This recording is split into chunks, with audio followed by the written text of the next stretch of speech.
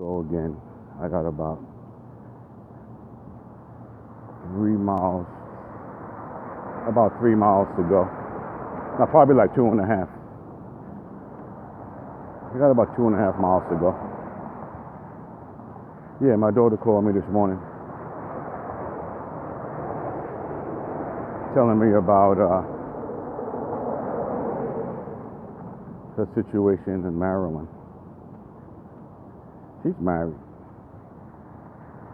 living in a nice place, her and her husband. He's a white dude. He's good. They've been together forever. I think they got married about 5 years ago, finally. He got to be a tough dude to deal with her, boy, I tell you that much. He's still hanging in there. They know how to do it so far. They know all the chemicals and hormones and all that golden period shit and honeymoon period's been going a long time ago.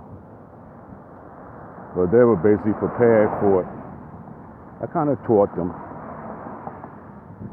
and let them know that shit's gonna run out. Y'all gotta have a contingency plan. That's what's wrong with these couples these days. They don't have a backup plan. Because once all those sex hormones and stuff wear off, and sex hormones and chemicals wear off, that's it. You be wondering what the fuck is you doing in this relationship. You start looking for a different hit from some different shit. But as long as you have that oxytocin, which is the bonding chemical, as long as that part of your system still works, you can hang in there because you're bonded. Once you sleep together, live together, and touch each other and all that stuff, live in the same, sleep in the same bed, do a lot of things together. You can hang in there. You still can hang out. Maybe that so-called lust high won't be there anymore. But it comes in and out. You know, you get horny. That comes in and out. But it won't be like the beginning when those chemicals just kept on flowing. You know, getting the butterflies every time you see a guy or a chick. This shit start getting wet. That's when the bonding is going on. But for some people, that shit is broken because they've been disillusioned so many times. All they have to do is take their disillusionment and sort that out and just understand why. And they wouldn't have got that deep emotionally to feel disillusioned and heartbroken and all those things. That's what happens to most couples. That's why most of the time it's better to be alone and just try to appreciate those relationships. But all you're doing is busting off and going about your business. You appreciate those kind of relationships too. No strings attached. Call it what you want. But then some people think that that's going to last forever. Those feelings, they think it's going to last forever. And it doesn't. It wears off. So, my daughter's smart. She knew going in what to expect, the second marriage. So she had her own experience also. It's more or less for economical reasons. They don't have any children. So she likes white boys. And he got jungle fever. So, perfect. That's my son. My son-in-law. I ain't worried about him. He'll die for her. And I know he ain't no punk either. He ain't no punk-ass white boy either. You kidding me? Reminds me of myself. He's kind of rough around the edges too.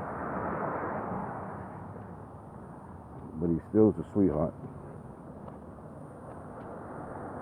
Yeah, she called me telling me about that her grandmother died, which would have been my mother-in-law.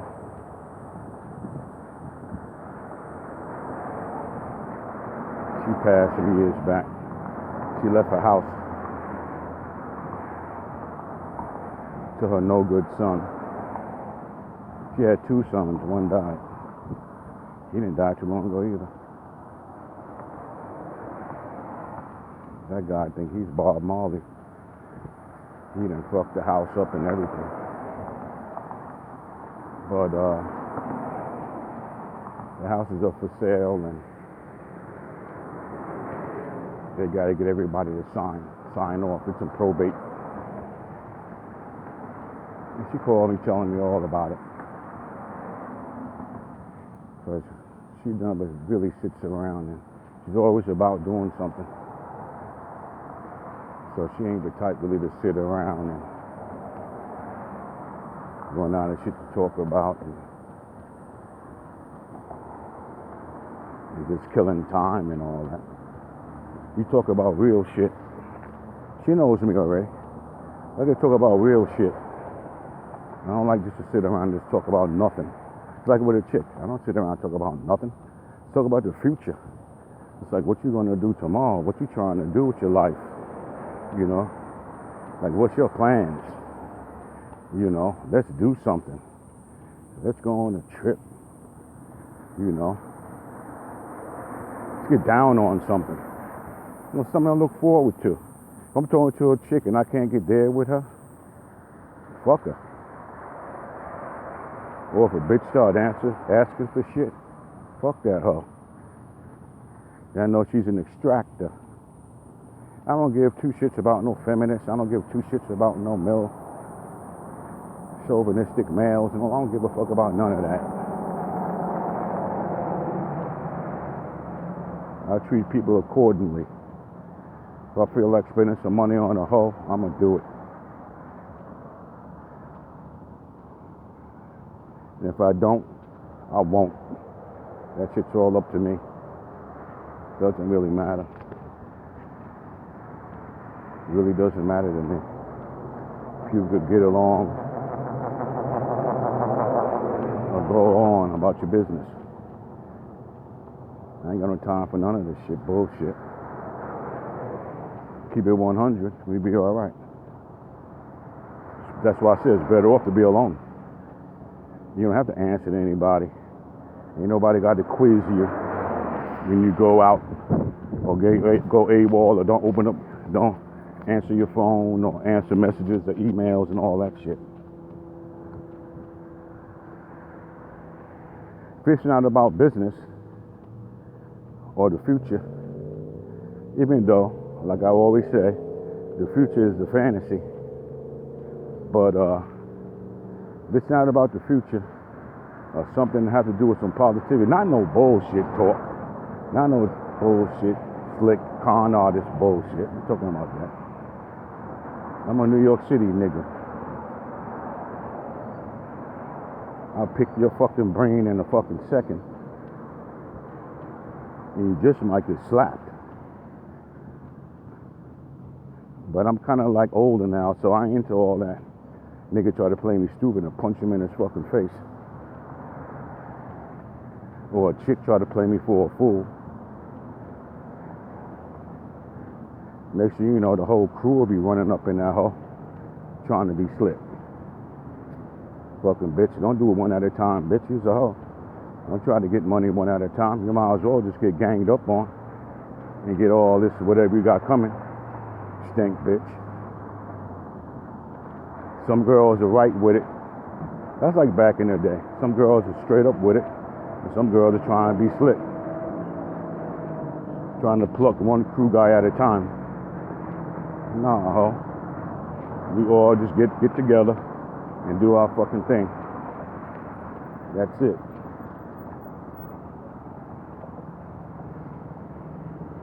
That's all there is to that. We all get together and do our thing. Have a good time. Put on a good show, bitch. If you come in for real, then you get treated like with dignity and respect. You come in sideways, you get treated that way. That's just how you'll be propped up too. Sideways on your doing a handstand with dicks in all your holes. You'll get taken care of and shit.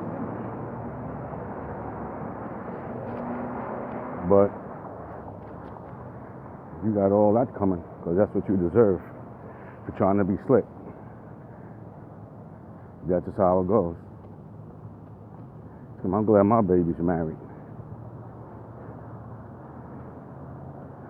Running her own show, getting her own money. She does all kinds of things to get money for her family. Like we was talking, her bills are like over $3,000 a month. I said, more power to you.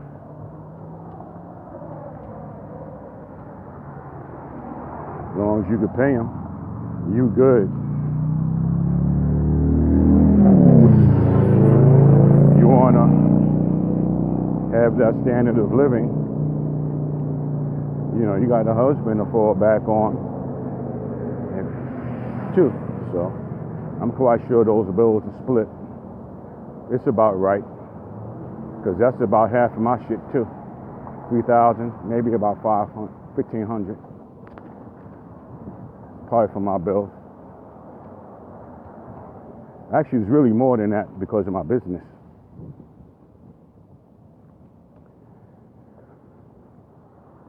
So my bills are more than that. I'm just talking about for living, like rent and bills and all of that shit. Yeah. Before it's all the other stuff, that's fucking crazy. That's fucking 7 extra thousand, 8, 4, 5. It all depends on how much inventory I get. Some months is slow because I make it slow and just have expensive stuff. And some months, you know, I'll be saying like, damn, I need a sale, like I need a hit or some shit. I don't get high, I don't drink or smoke and do all that shit and chase bitches. I just take care of myself and get money online. If I can make money offline, I'll do that too. But in general, I have 2 online stores. And I have for the past 15 years. So, and it's always enough to take care of myself. Simply. I ain't gotta be nobody's fucking slave. Be a slave to the clock. Like that. Just like yesterday. I turned all of my shit over in the motor vehicle.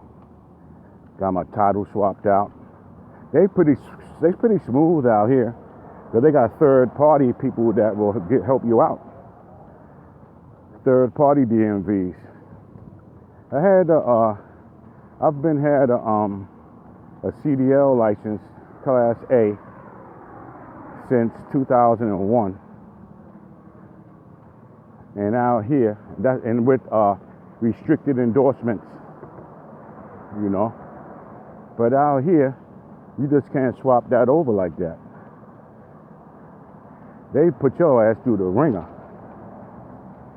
So even if you don't have no endorsements, they want to put your ass through the ringer to get that CDL. So I said, fuck it. Go ahead. That shit didn't make any sense.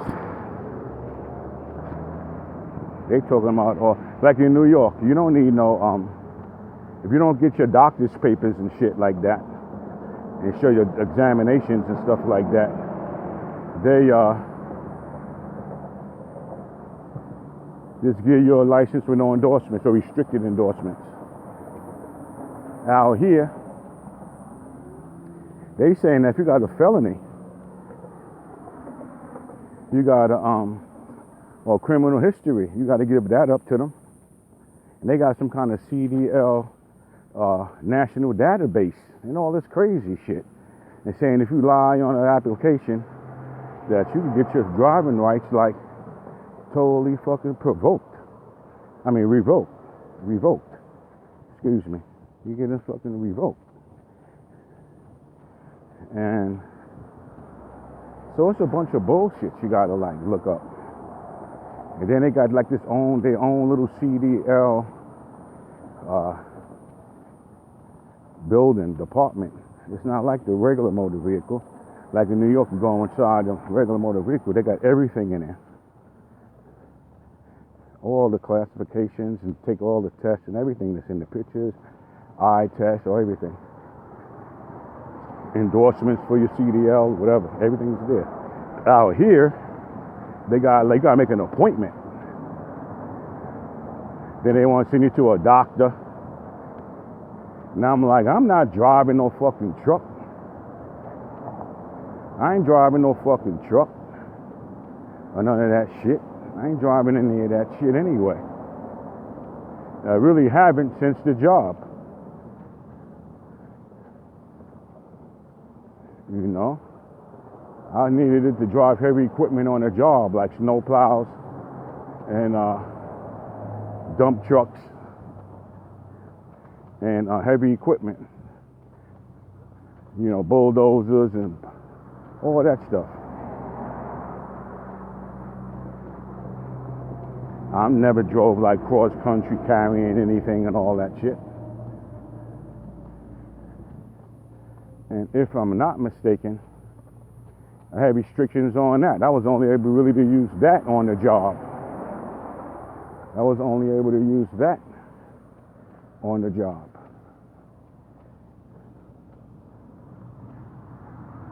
As far, unless I got my endorsements, I could drive any vehicle on the job premises, the job property. But sometimes you be on a regular street property, like surrounding the bridge or the tunnel. You'll be like driving around like in city streets.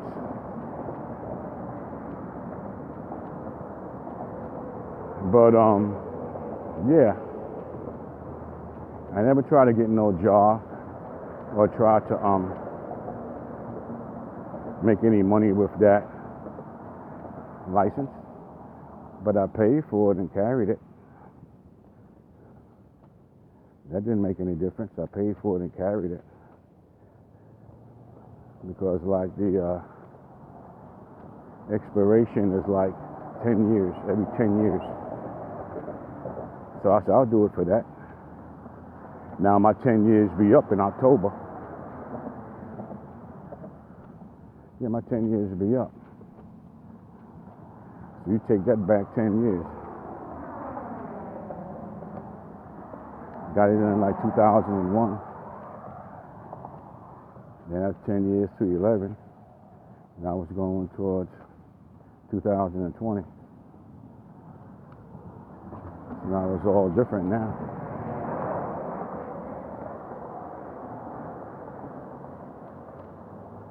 This chick over here, what she's doing now? Little thick chick.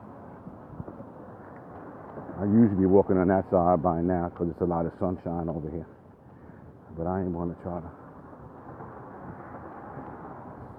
walk past her.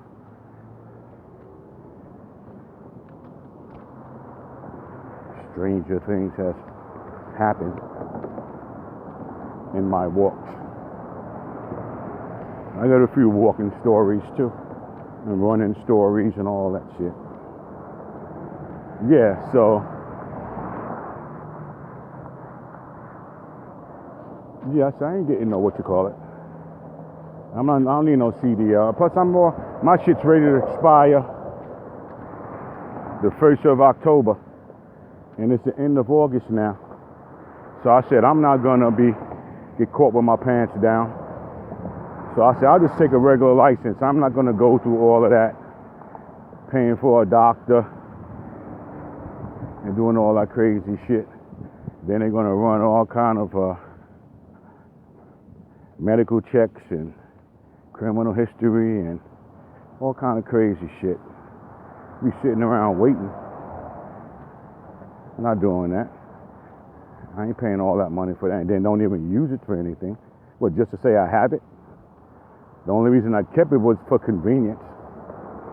So I know I didn't have to re-up for another 10 years. Now my license is only going to be good for 5 years. I swapped it over. Then I said, what am I supposed to do with the plates on my car? Do I surrender them to y'all? They was like, no, don't give us those plates. You got to deal with your motor vehicle. And I'm like, so what do you mean? What, I got to take a flight to New York to surrender the plates? They didn't think that shit was funny, but that's my humor. So when I got back to the crib, I looked it up online again, made sure. It's an application you fill out. You put the license plate number there. You put the type of vehicle, passenger, you put PAS in these square boxes. And then, you put the license plate number in these square boxes. And then you put the type of vehicle in square boxes, PAS. And then you put the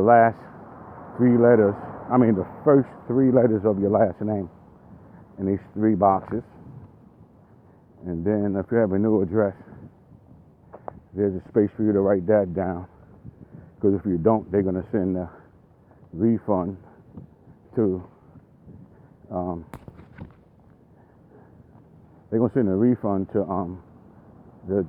the one that's on your driver on that registration. And you can't do shit until you change your driver's license. They had to swap my title. They go get an emissions test first before they swap the title over. And I remember with this car, got to go in there and clean out. You don't necessarily have to change your air filter. I learned that a long time ago on my car. They would say that you didn't pass the emissions part of the test, like in New York. And I used to change the air filter and pass, because there wasn't none of the sensors or anything, like oxygen sensor and all that bullshit. Wasn't none of that stuff.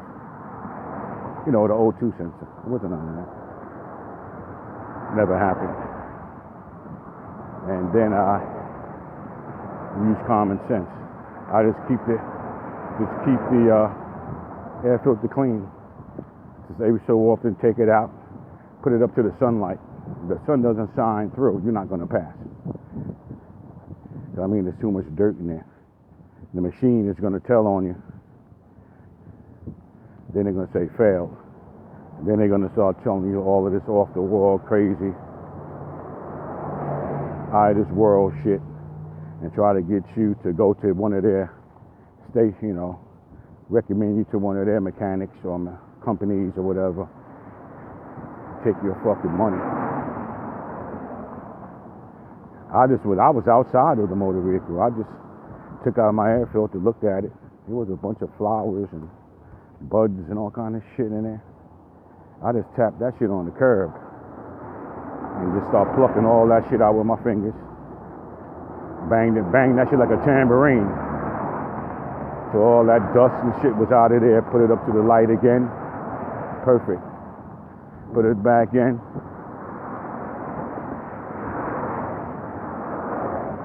And went to the smog test. That was after I sweated out my fucking undershirt. And I went back to the smog. I went to the smog test. That shit was like in this airport. There's an airport down the block, a little small municipal airport. I went there. The motherfuckers are like clockwork. No problem. No fucking problem. That shit was like clockwork. Cost $17. Transfer the license costs $25. Since I'm over 50, they charge me $10 for the license and a $25 convenience fee. That was $35. They charged me $17 for the emissions test. Then you gotta take the emissions test back to the motor vehicle. So that then they do the title exchange. Right there. They do the information and they printed me out of Arizona title. They kept my title. Then they keep my driver's license. They printed me out a temporary license with the registration. And that cost like $97. So that was $17, $35, and $97. And then the car insurance is real cheap out here, almost half as much. I was like, damn, I could have did this shit from the giddy up. But always was passed. They say anyway, they say that if you have a CDL license, you have to, once you're in the state for more than 30 days, you plan on being in the state for more than 30 days, you got to swap it out then. And that's another thing that I don't want to get like penalized for maybe, because I don't know all the laws out here. I know some. But I tell them like, yeah, I lived at this place here for 5 months. I lived over there for 3 months, 4 months. And then they're going to say, you want your CDL, right? And I say, yeah. They'll say, well, you're supposed to swap that out. You know, they probably will say I have to take everything over again. That's what they'll probably do. I don't think they would penalize me because my license, New York license, is up to snuff.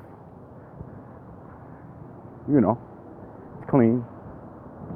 They probably would say, nope, you had to take the whole thing all over again because you waited too long. Plus, I had to go to the doctor and do all that stuff anyway. They're going to make you do that to make the state money. Oh, but the insurance is like, my insurance for New York, I pay every 6 months. That is $668, something like that. For me out here, it costs $397.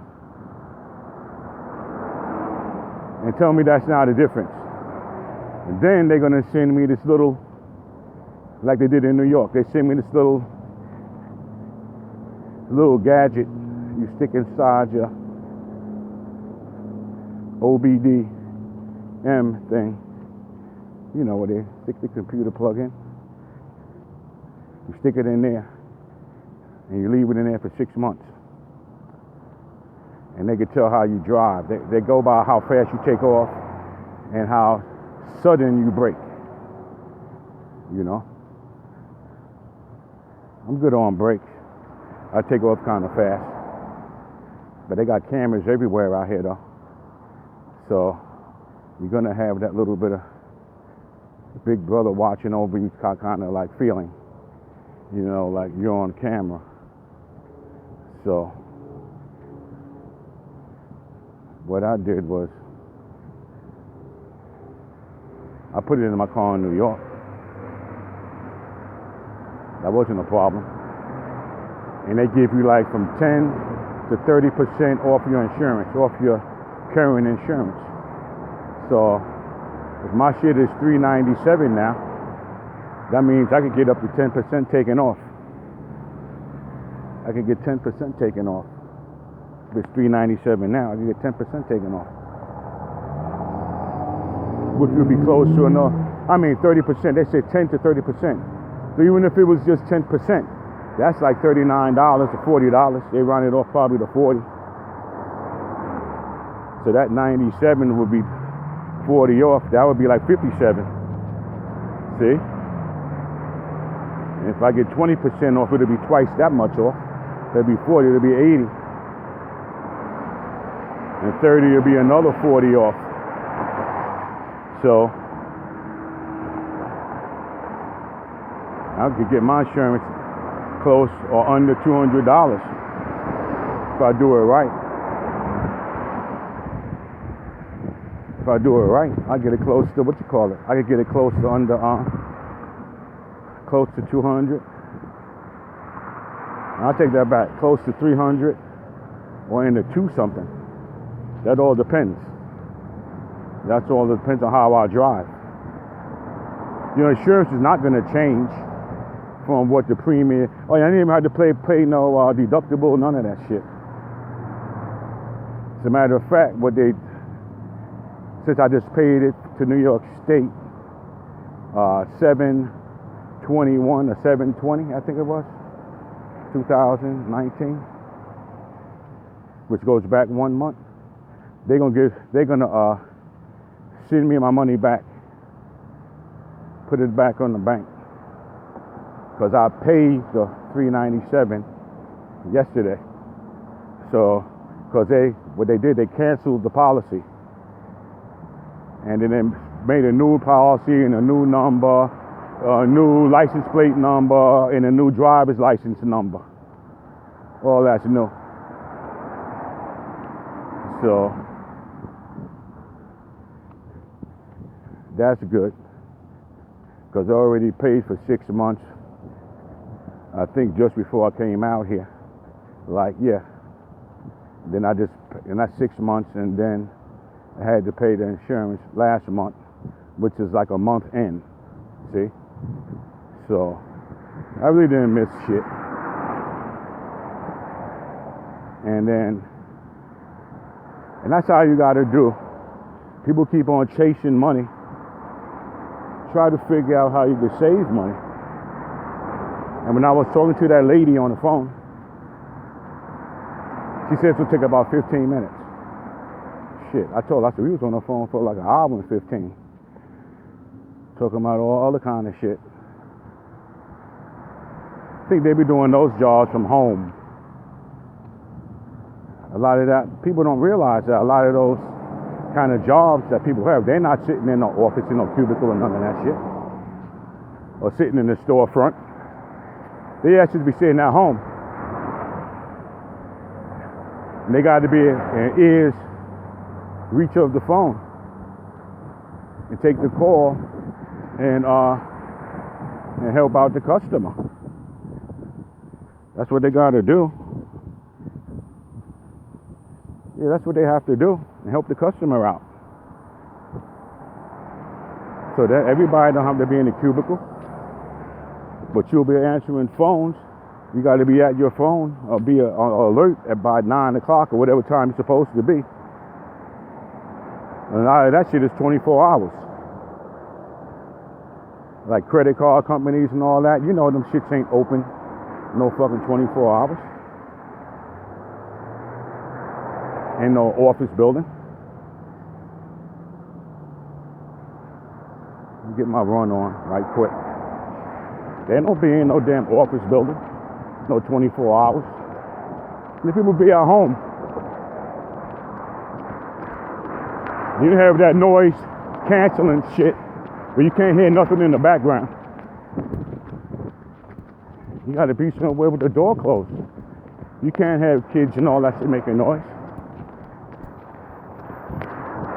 If you got kids in the house or dogs barking, you gotta have all that shit correct.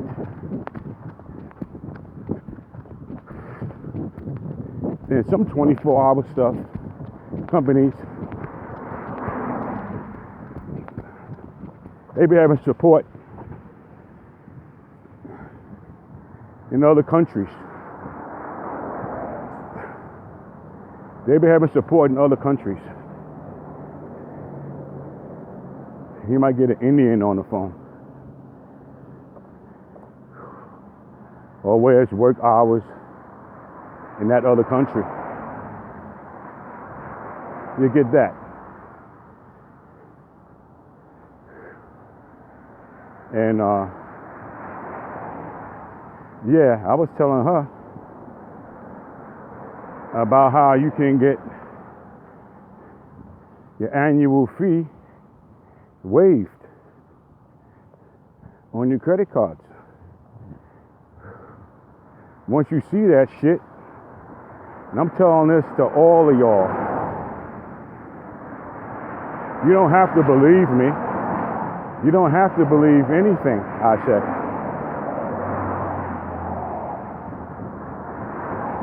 I'm speaking for myself and speaking from experience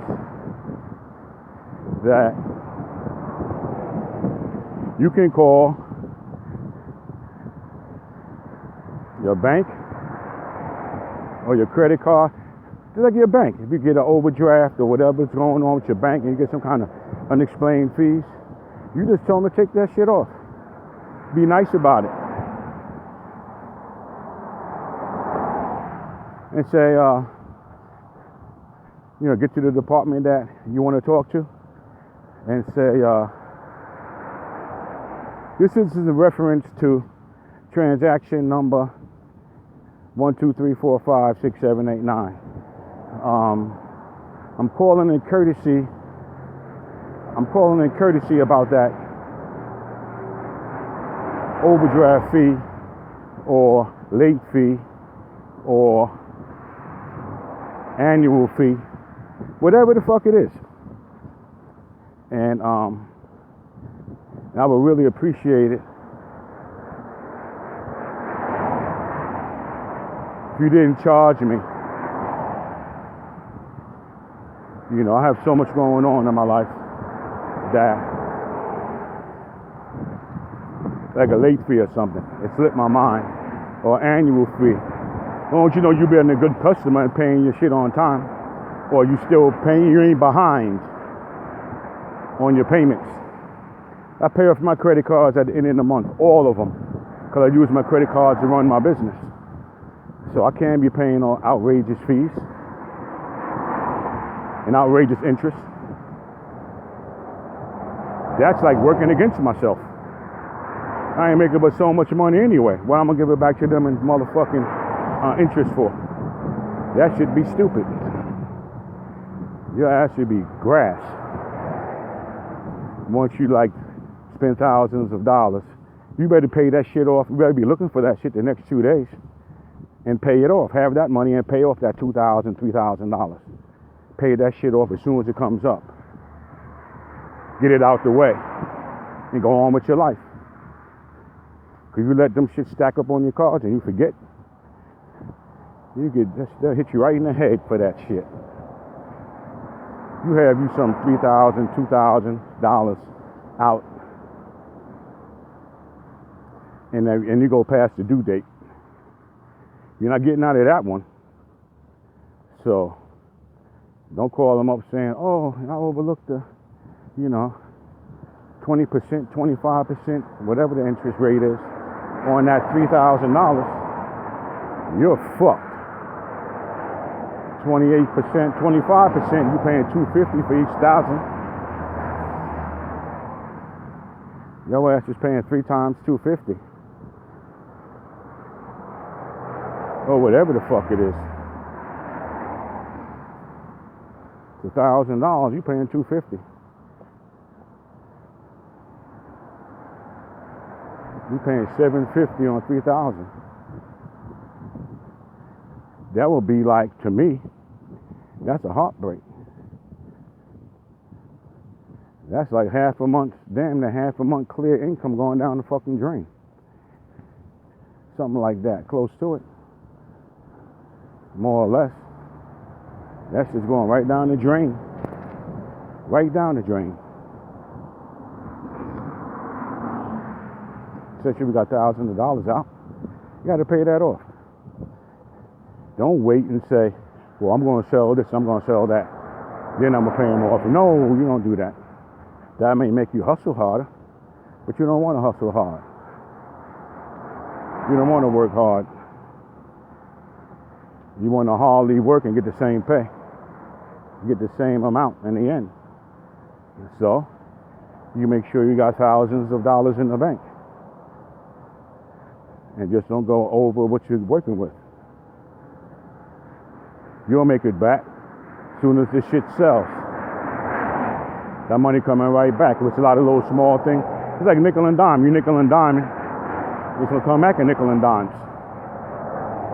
That's like somebody selling nickel bags and dime bags of weed, and somebody selling pounds of weed. And then somebody selling kilos of weed. You see? Had that one transaction for a key could make a whole difference than you nickel and diming, risking your life and your freedom. And where you live at, and risking your vehicle or whatever. You're gonna risk it for, make it worth your while.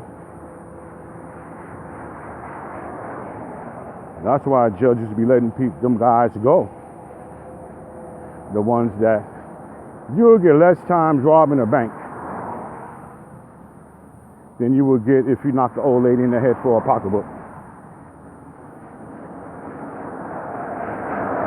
And she got $10 in her pocketbook. She was going to the market to buy some vegetables.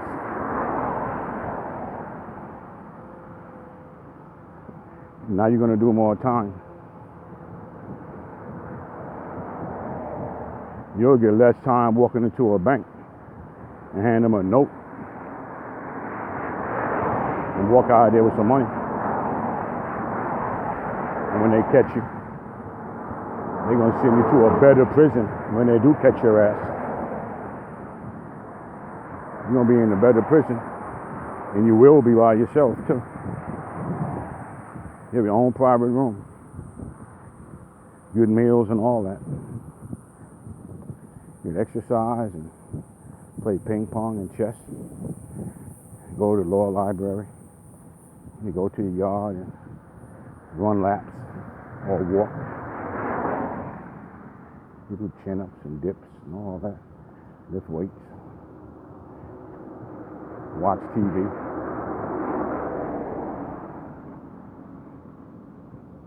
Some people look at it like that. It's the easy way out. There ain't too much difference the way I look at it. Ain't too much different. You just have access to the other side of the wall, where these days people is prisoners in their own. These days people are prisoners in their own home. What the fuck is the difference? And in a place like this, you're going to spend a lot of time indoors because of the heat. I'm like immune to the heat now.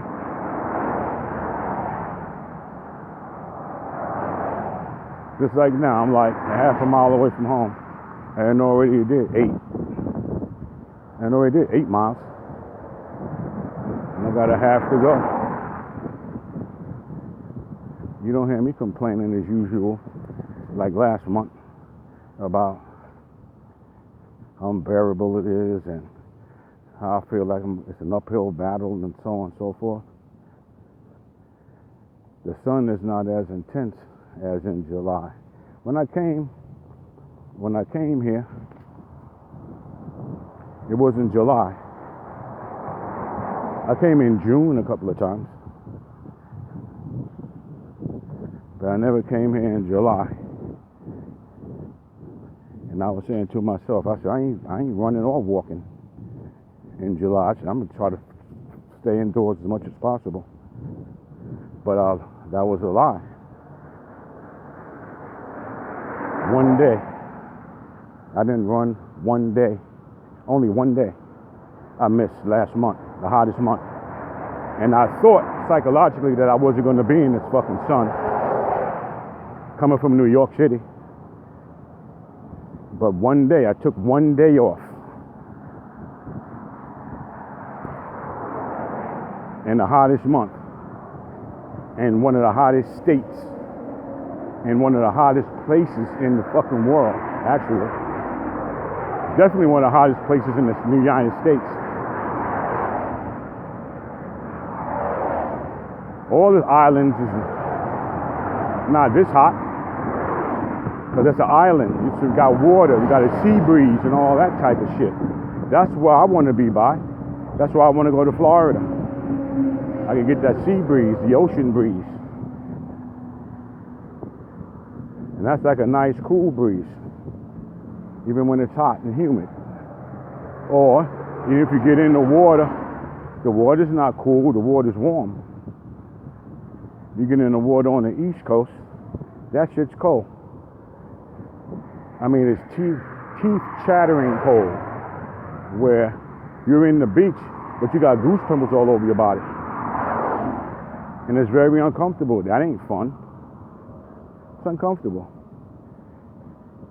You go in the water on West Coast, Central Florida, that water's warm, lukewarm. Like when you turn your faucet on in the middle, between hot and cold. Actually, it's a little more on the warm side than on the cool side, because I never went down there